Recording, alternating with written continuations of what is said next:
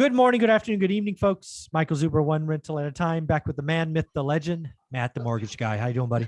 I'm doing good, Mike. How you doing? Hey, I'm doing well, man. One of the things I love that we do on occasion is kind of come out with these buyer beware warning signs. And I think it's pretty clear to say that the mortgage industry is contracting, right? We've seen refi demand down 75%, purchase demand down 21% year on year. And unfortunately, what that means is some mortgage brokers are going to cut corners. They're going to look for yes answers that really aren't there because they're hoping and praying both that they could somehow get it done, but more importantly, show a book of business so they're not the one laid off because there's a lot of layoffs happening in that industry. I'm guessing you might be seeing some of that going on right now. Seeing a ton of it, and it's really, it's disheartening. And I think that, for clarity with people, if you go to a mortgage broker you like and trust, and you have them fully review your file, they say, your max is 375, or unfortunately you can't qualify because your income does this or that. They're not telling you no because they want to be, mean. Like, we only get paid if we can close loans. So if we can help you, we want to. When we say no, or not right now, or here's the reason, or you got to work on it, it's just because that's what it is, right? And unfortunately, a combination of throwing things at the wall and seeing what's going to stick, or giving people a yes answer and hoping and praying, like, that's not a good strategy. Because what happens is you get a no answer, you don't like it, and you talk to somebody who gives you a yes answer. You get into contract, you pay for an appraisal, you pay for inspections, you're 3 weeks in, you might even waive all your contingencies and now have an earnest money deposit that's at risk. And then they say, oh, shoot, we can't do it because of this, or we weren't taking this debt into consideration, or oh, we've got, a non-borrowing spouse's debts that we got to take into consideration. All these things where it's either sloppy up front because people are trying to rush and do more pre-approvals and get more business, or it's, it's a combination of things. Some of it's new loan officers, some of it's, sloppy shortcuts, other of it's like, maybe somehow we can make this work down the road and we'll make them add a co-borrower later, whatever the case may be. Don't let that be you.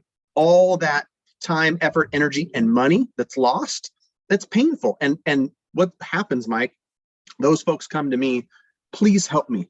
I'm 3 weeks in, I'm supposed to close in 9 days. They're telling me they can't get a loan done for me. And I look at it, I say, listen, if I got this 21 days ago, I would have told you this wasn't going to work. I never would have let you be in this position to get in a contract. Sometimes then it's a firefight to say, can we add a co-borrower? Can we do this? Can we do that? But really work with someone who's going to be thorough up front. That's going to give you the correct answer, not the answer you want to hear. Because unfortunately, out of desperation or, trying to move too fast, whatever the case may be, folks are getting some bad advice. Yeah. But buying a home is it's the past the wealth for most people, right? Clearly, being a homeowner is your versus a renter. The net worths are phenomenally different. It's not even an argument. But when you're up front and you're trying to get on the property ladder, you have to work with a mortgage broker who's going to do the right upfront work.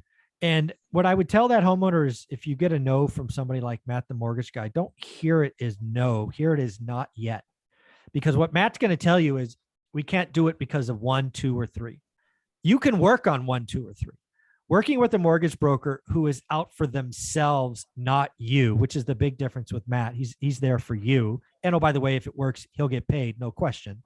But he's not going to run you through the ringer. I personally have had 3 or 4 mortgage brokers, like 8 or 9 years ago, run me through a process that cost me $4 or $5 grand. They swore up and down that they could get me some bank money, even though my experience said no, right? I got a complicated asset structure. And they said, no, the world's changed. You're not paying attention. The land of 4 loans is over. You can do 10, all this other nonsense. And I wasted almost 90 days, probably 30 hours of my personal time, and probably 100 hours of my team's time to get a no answer. If I were to brought someone like you, it'd be like, you would have said no because of bingo, bango, this, or not yet because of this. That would have been so much better. And if you're a homeowner looking to get on the property ladder with your first time home and you get a yes answer, you go to open houses, you write an offer, you get accepted, you spend 500 on appraisal, 1,000 on inspections, you put up 3,000 in earnest money and you lose it all. That $5,000 means something to you. That could be another Right. year or two of savings. Do not work with mortgage brokers who, if you work with a mortgage broker that gives you pre-approval in a 45-minute phone conversation, I'm going to tell you right now to go to someone else. You need Right. to reach out to Matt, the mortgage guy. How would they do that? Go to greatmortgagebroker.com, fill out the form, let us know where you're at, how we can help. And, you kind of hit the nail on the head. It's a not right now.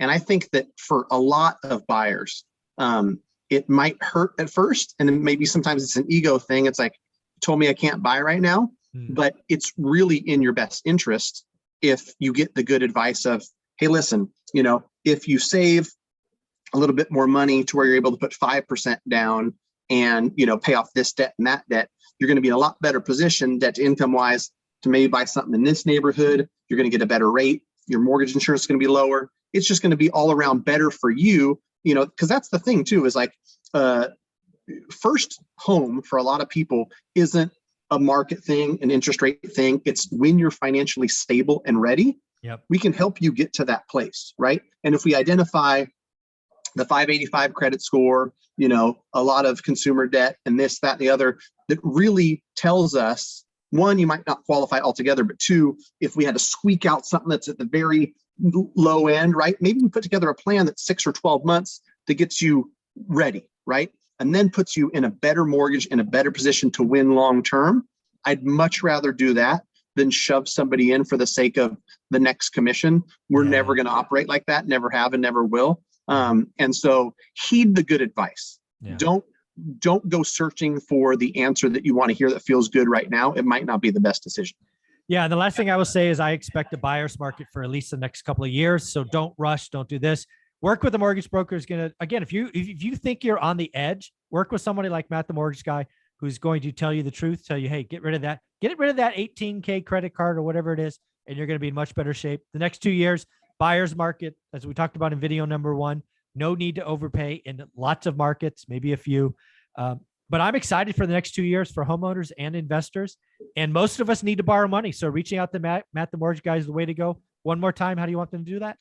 Go to greatmortgagebroker.com, fill out the form. We're happy to help. If you're not subscribed to Matt the Mortgage Guy on YouTube, go there. 600 plus YouTube videos. I'm trying to put out as much education as possible, even when a video as boring as restricted stock unit income only gets a couple hundred views. I'm putting it out there because it's education that niche demographic of your old tech buddies. They need to hear that because that stuff could be hard to calculate. And so they want to get some information on it. It can be really tough to calculate too when Snapchat stock is down 77%, but that's another story. Sorry. Ouch, buddy. Well, thank you very much for doing this from Philly. Enjoy the flight home. Is it direct? No, I got to stop in Denver, but there you go. That's all right. I'll be home tonight. There you go. Take care of yourself. Thanks, Mike. Bye. Want a tour of the office? Yeah.